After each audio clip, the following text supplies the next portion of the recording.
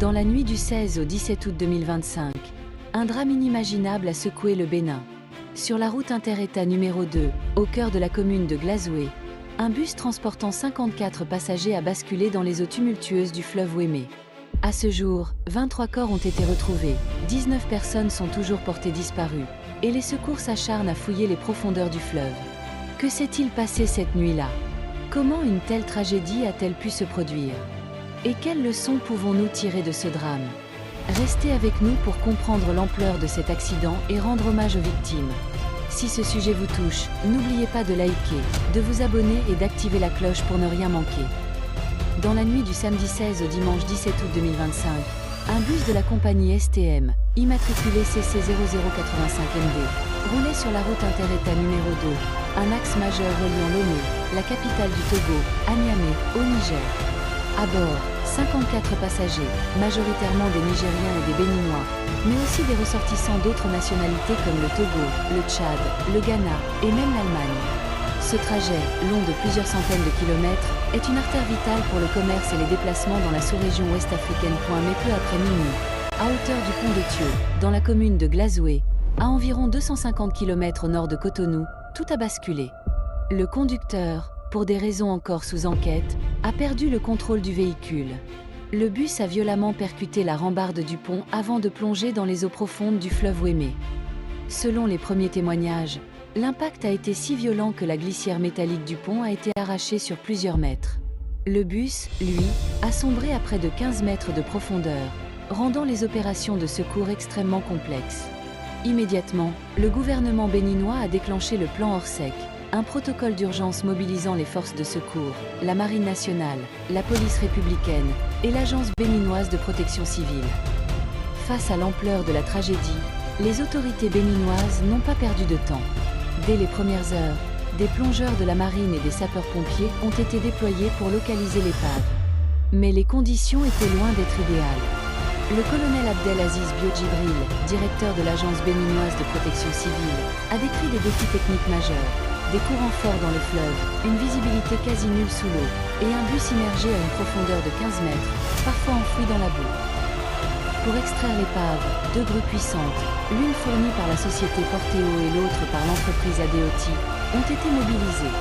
Ces équipements, capables de soulever jusqu'à 60 tonnes, ont été essentiels pour hisser le bus hors de l'eau. Mais l'opération n'a pas été simple. Le bus, déplacé par les courants, était difficile à accrocher. Ce n'est que le lundi 18 août, en début d'après-midi, après des heures d'efforts acharnés, que l'épave a enfin été sortie du fleuve. À 16h48 ce même jour, les secouristes ont annoncé la fin de l'opération d'extraction. Le bilan, déjà lourd, s'est alourdi. 23 corps sans vie ont été retrouvés à bord, dont 3 enfants. 9 rescapés ont été secourus, certains ayant réussi à s'accrocher à des branchages ou à être aidés par la population locale avant l'arrivée des secours. Ces survivants, dans un état stable, ont été évacués vers l'hôpital de zone de Savet. Mais 19 personnes restaient toujours portées disparues, probablement emportées par les courants du fleuve. Les opérations de recherche n'ont pas cessé pour autant. Les autorités ont promis de poursuivre les fouilles pour localiser les corps encore sous l'eau. Un travail douloureux mais nécessaire pour permettre aux familles de faire leur deuil. Le ministre de l'Intérieur, Alassane Sédou, s'est rendu sur place, accompagné de hauts responsables, pour superviser les opérations et témoigner de la solidarité du gouvernement. L'ambassadeur du Niger à Cotonou, Chaïbou Kadadé, était également présent, soulignant la dimension transfrontalière de ce drame. Le bilan humain de cet accident est déchirant. Selon les rapports, 43 corps ont finalement été recensés, dont 35 Nigériens, les autres victimes étant originaires du Bénin, du Togo, du Tchad, du Ghana et même d'Allemagne. Plus d'une trentaine de corps ont été inhumés dès le mardi 19 août au cimetière de Savet, dans le respect des rites musulmans, sous la supervision du Haut Conseil des Nigériens au Bénin, HCNB, et de l'Union islamique du Bénin. Ce drame a suscité une vague d'émotions au Bénin, au Niger, au Togo et au-delà. Le président Patrice Talon a dépêché plusieurs ministres sur place, et des messages de compassion ont afflué de toutes parts. Le maire de Cotonou, Luc Atrokpo, a salué le courage des équipes de secours, tandis que l'Union progressiste Le Renouveau a exprimé sa solidarité envers les familles endeuillées. Mais au-delà de l'émotion, ce drame pose des questions cruciales. Comment un tel accident a-t-il pu se produire? Était-ce une erreur humaine, une défaillance technique ou un problème d'infrastructure? Les enquêtes sont en cours, mais certains pointent déjà du doigt une possible vitesse excessive ou un manque de contrôle rigoureux des véhicules sur cet axe routier. L'accident du pont de Thio n'est malheureusement pas un cas isolé. La route interétat numéro 2, et plus précisément le corridor Glasgow-Dassa, est devenu tristement célèbre pour ses accidents mortels. En 2023, un bus de la compagnie Baobab Express avait pris feu à Dassa-Zomer, tuant 29 personnes.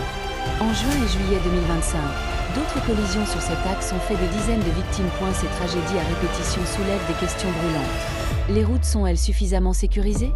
Les rambardes des ponts sont-elles assez solides? Les compagnies de transport respectent-elles les normes de sécurité? Et les conducteurs, sont-ils formés pour gérer ces longs trajets internationaux? Le gouvernement béninois a rappelé l'importance de respecter le code de la route et a promis des mesures pour renforcer la sécurité. Mais pour beaucoup, ces promesses doivent se traduire en actions concrètes. Des contrôles plus stricts, des infrastructures modernisées et une meilleure formation des conducteurs.